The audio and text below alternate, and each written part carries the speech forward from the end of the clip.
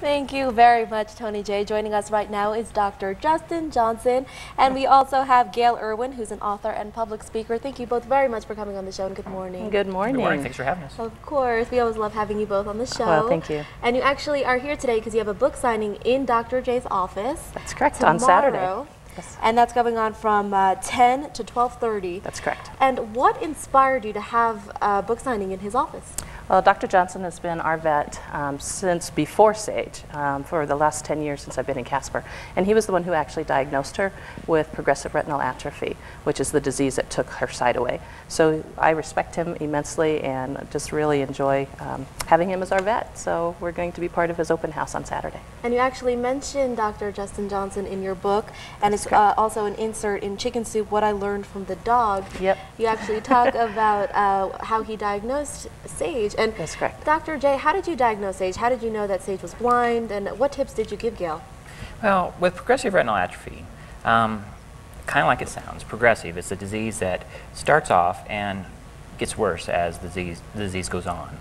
Retinal means that it's in the eyes, the part of the eye that affects vision. And atrophy is that the retina then deteriorates down to nothing. And so what we first noticed with Sage is that during dim lit areas, nighttime, dusk, dawn, when the lights are down in the house, she'd kind of bump into things. And that's what brought her into the office, is that, something's just not right with this dog. Right. And so then I actually got my eye scope out and we looked into her eyes, and you can actually see that the retina is becoming thinner and thinner in certain areas. And once I saw that, it was a classic sign. And once you have this disease, there is no cure for it.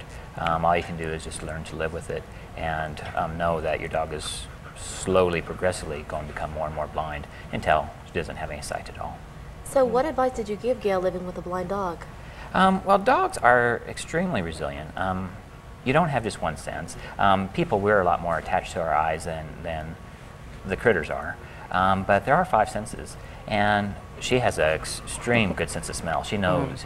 When she came in here, she knew that I was here because you could tell her nose was up, and she just came over and was sniffing me. And so, dogs, and actually, dog's sense of smell is actually one of their primary senses. And so, dogs can actually live without sight. One of the big things that I talk to Gail about is don't change anything in the house.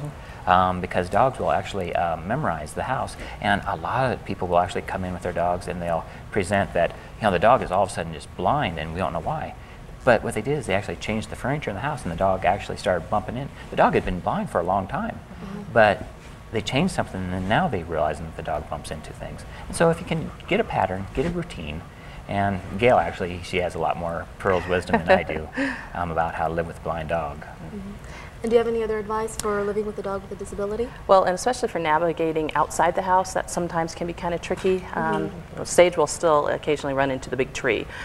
So what we have done is we put different textures outside, like brick patio, wood chips along a fence, things like that. So it's her feet then that can tell her where she's at outside. And so that has helped a lot with the navigation in the yard.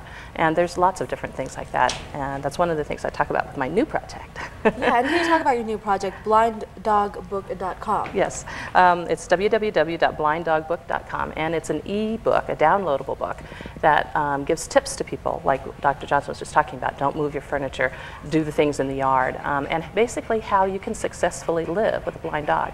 And so people can just go to that website and download that little e-book because it's a great encourager for people with blind dogs. Absolutely, and you both encourage many people at home who have dogs with disabilities today. Thank you very much.